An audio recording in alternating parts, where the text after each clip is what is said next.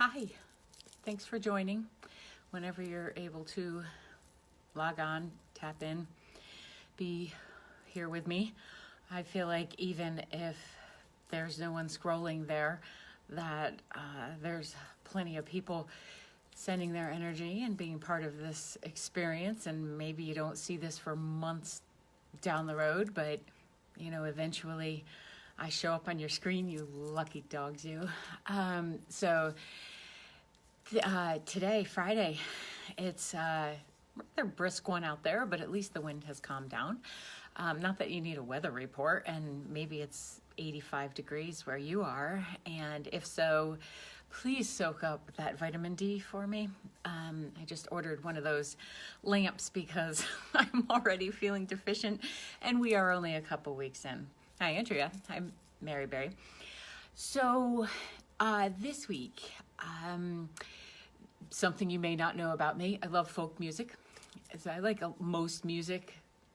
Rap and jazz don't really need to hear, but I love folk music. So every once in a while, you know how you get those, they used to call them earworms. I don't know what they're called today, but where a song will get stuck in your head.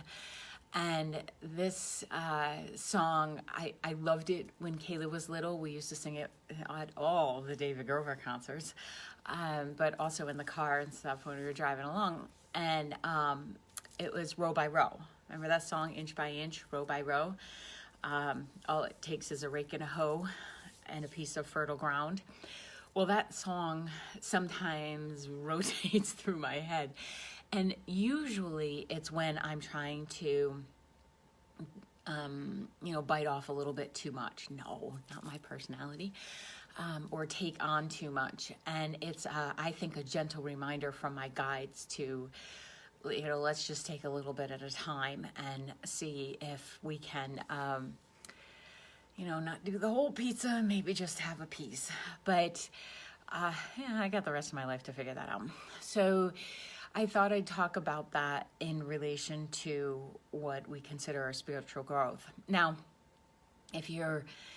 whether you're taking breath through a physical body or you're experiencing life on the other side, you're still growing. There's really no way to get out of this without growing.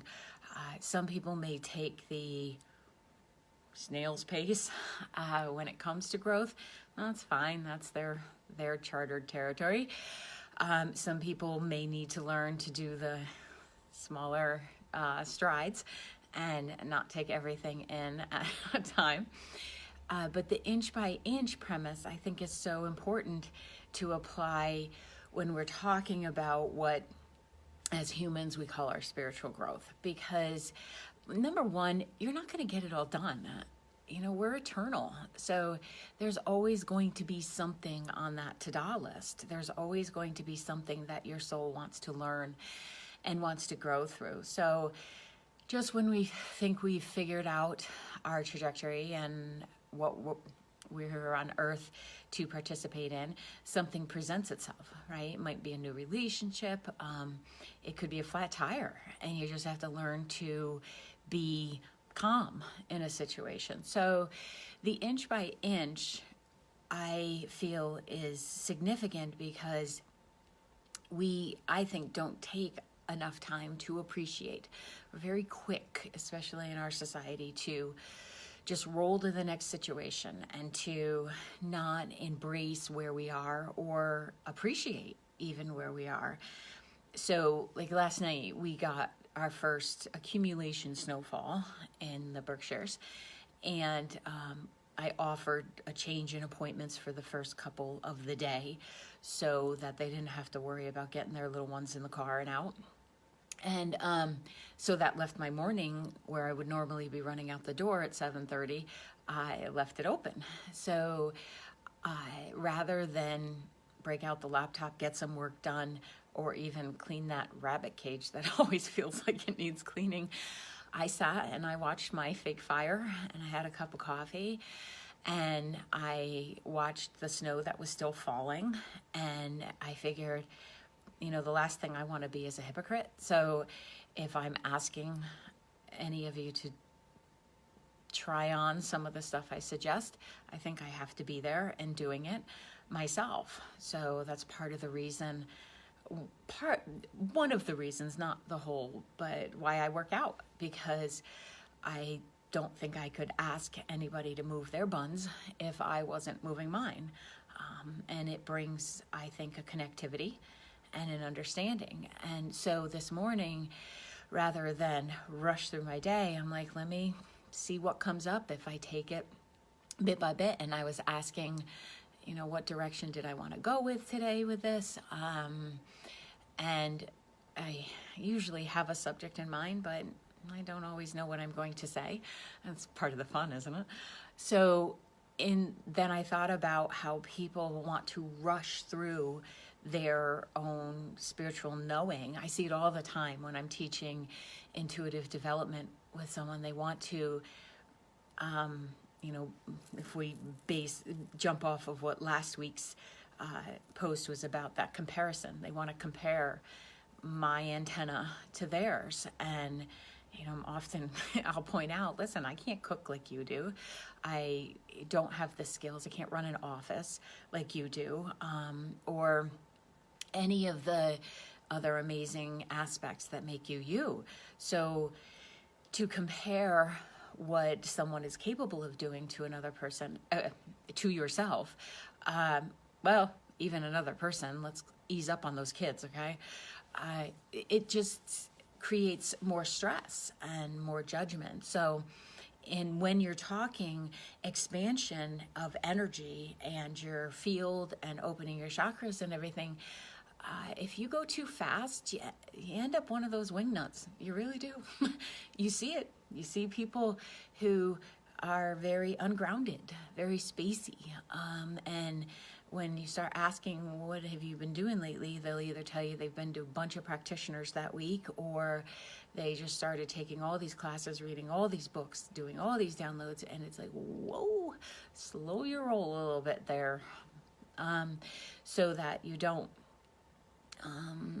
create havoc, really, in your own mental space as well as your energy field. So the important message, I think, is that we take everything inch by inch and row by row, and then look at, what is the garden that you're trying to sow? Because at least I haven't found that if you rush right through something, that it has the joy factor to it, that it has the celebration, and you just don't get to watch all of that blooming happen. And I think we could borrow from the plants and the trees and the animals and all of that too, that I don't think they're lamenting about how tall they are. I don't think a sunflower is comparing itself to the one next to it. I mean, it might try to move so it could get some more sunshine. And, it may be the best seed producer, and yet it only grew, 2.5 feet tall. I don't know. I'm not a botanist. But I look to nature if I can't figure out humans, and to see what message can we draw from that? What can we borrow? And I've always liked the analogy of the plant that's coming up through the dirt isn't talking negatively to itself. It's not berating it for not being in a certain place by a certain time and achieving a certain level of whatever you consider success to be. So I think we could be more like the plants and doing our best to, stretch our crown and to reach it up towards light, but not necessarily judging along the process. So there's a resiliency in nature, and the ones that are covered with snow today aren't whining about it. They know that they have to go into some kind of dormancy and to maybe check within and see what's going on. I guess it depends on the level of intelligence that's in the organism. But like the trees send messages, and so I believe there's a communication there. It's a matter of maybe borrowing their message that we don't need to be in a rush to get anywhere, especially on snowy roads. Like, slow your butt down. You'd rather get there and be in physical form than not, right? So there was, I don't know if you know this, I can't remember if I've said it before, so if I'm being redundant, oh well. So before we get here, on a soul level, we fill out a blueprint. We fill out a soul blueprint. And it's way before you get to your parents or your delivery method or however you came in. It's way before you get there. So you set some kind of intention and some kind of scaffolding and plan in place. If you're always going 100 miles an hour, how are you going to hear any of that? When people come in, that's a lot of what I offer, is I look at the blueprint and I see what was your intention, what did you want to learn in this lifetime, and how can we help you apply that?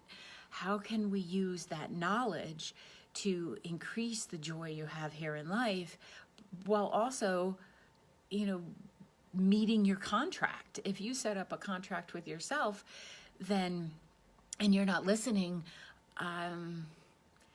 then it's on you if life isn't producing or isn't having you arrive in wherever it is that you'd like to be. So the inch by inch idea and sowing those seeds, right? You've planted the seeds. You're already here. Congratulations. You planted the seed to be here as a soul.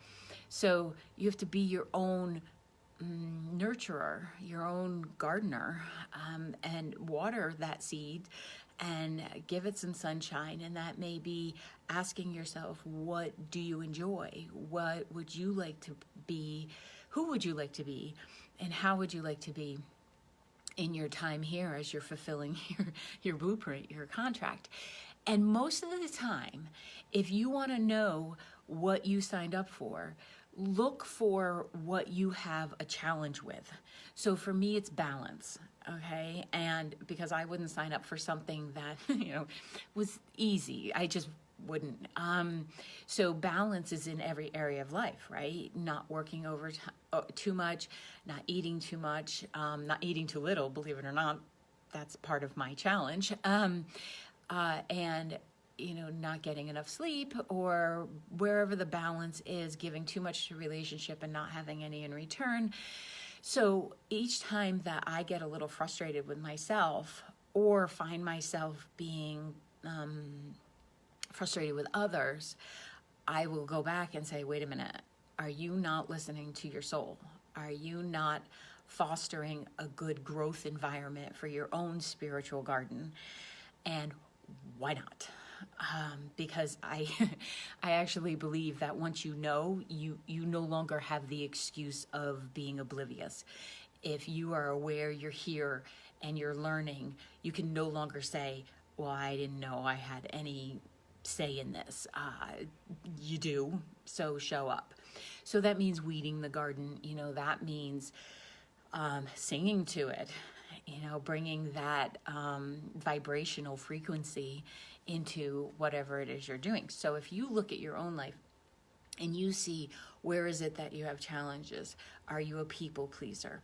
Are you someone who avoids everything until the very last minute? Are you someone who doesn't want to look at your feelings or doesn't want to feel them? Look to see where the contrast is. Like, what are you bumping up against? And more than likely, that is written in your soul contract, and you can start to do some work, right? You can start to tend to it, and you can start to get a good harvest out of that. And it does take some of that stress or pressure that we feel within. It just drops it away, right? But regardless, you still want to do it incrementally. You don't want to be jumping into it and kind of like you go to one of those intensives, right? Where you spend the whole week immersed and then you come out and you go right back into your life. Oh, don't ever do that. Have the transition period between. So you can't, well, you could, but it wouldn't be in your best interest to completely delve into, meeting that challenge head on. However, you do want to be able to hear it. And that's like choosing what you would like in your garden, and how you would like to nurture it. I think one of the things that we end up doing is not being mindful of where our attention is going. So we often get pulled along by the breeze, so like kind of like the dandelion after it's gone by and the wind blows through, or the milkweed or something, the wind blows through it travels, right? It goes to its next location. And I think there's an intelligence to that somewhere along the line of, where would the next best place for that seed to be planted. What I used to argue with Howard all the time, because I wasn't allowed to weed because I didn't know the difference between a perennial and an annual, because who are you to call it a weed? Like, that's you deciding what's a weed and what's not. And I just thought that was very pompous, quite frankly. But it cost us a lot of money because I would pull the perennials. But my point being, like, if you're not paying attention to where and what wind is blowing in your life, oh, there's another good folk song. So the answer is in the wind, right? If you're not paying attention to the wind in your life, you are going to be just pulled along and blown along. And you see that a lot where people get so invested in an argument and they don't even have any data. Like they haven't even done any research. They just jumped on the next thing so that they could have an argument. That person is not listening to their soul. That person does not believe that does not know their own inner wiring, because they're fickle. And jumping from argument to argument. Now, maybe they just like to argue and they came here to learn how to be peaceful. I suppose that's a possibility. But if we're using the planting metaphors and the growing metaphor here for our spiritual life, when the wind comes up, you can pay attention to it, and whether you want to be encouraged by it, you want to be powered by it, or you're just going to let yourself be dragged along. Often people want to change my mind about things, and good luck with that. And I don't mind admitting that I didn't know something and therefore my mind was changed because I had more information. But if you're just trying to change my mind because you want me to be angry with you, not gonna work. Because I spend the time asking myself, what's in my garden? Like, what, it's kind of like Capital One, what's in your wallet? Like, what's in your garden? Are there vegetables there that you don't like? Maybe the neighbor likes them. Share it and plant something else that you'd really like. So part of this is coming up because we're going into, at least here in the Northeast, we're going into the winter season. And when that happens, there's opportunity for reflection and introspection. And a lot of what's going on underground out there right now, just because we don't see all the plants popping up, doesn't mean they're not working hard for their spring debut.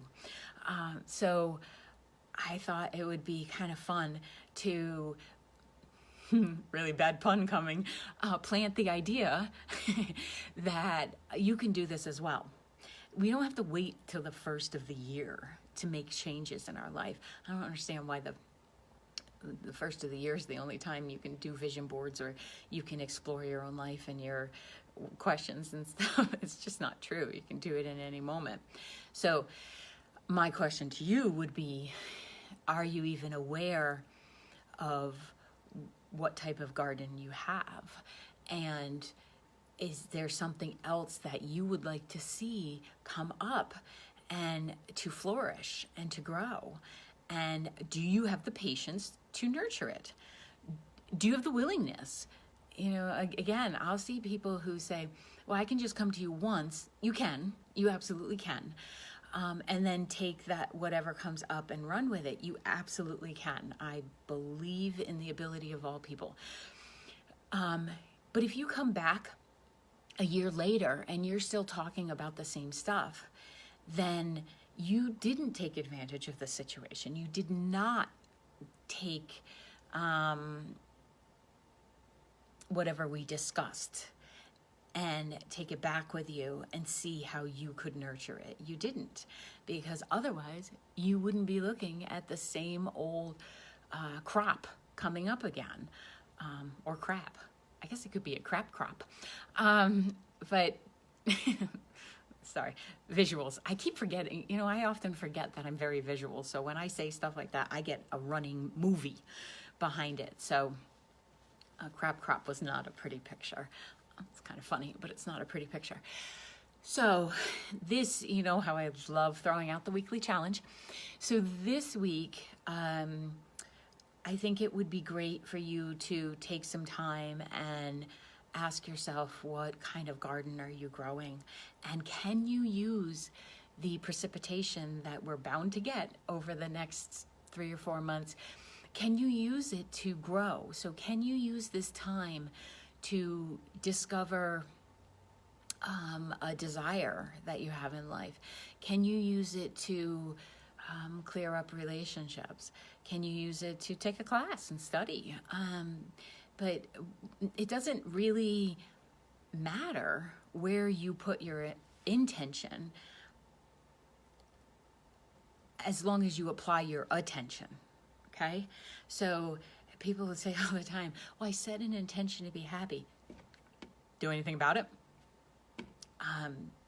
Did you find out what you're not happy about? Did you look at that so that you can maybe shift things? So the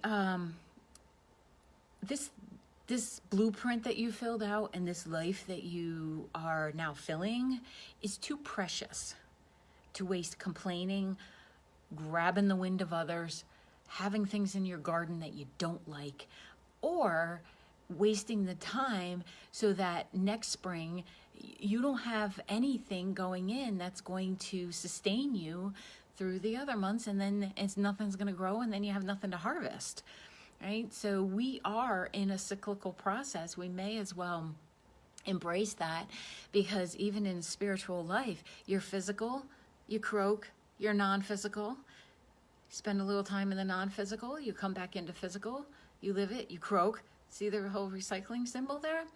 So if you're not placing any attention on what you want to grow or how you want to be incrementally, so that adds up, you're looking at lifetimes and lifetimes and lifetimes of repetitive motion. About you, but no thank you. I really believe that we can be abundant gardens. I do. So why not do the work to get there? Sometimes it is backbreaking. Sometimes it's exhausting. But usually has a pretty good yield if you're willing to do the work. So this week, look at what's around you. Look at what's in your garden. Remove things if they need to be removed. Add stuff.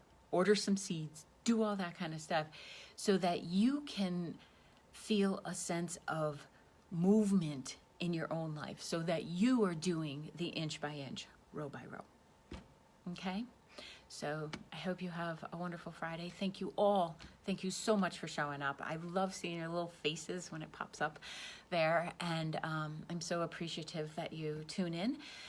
And to all those that catch it at a later date, because they're not available right now. So thank you so much. I'll talk to you later. Bye. I'm going to plant something now. Bye.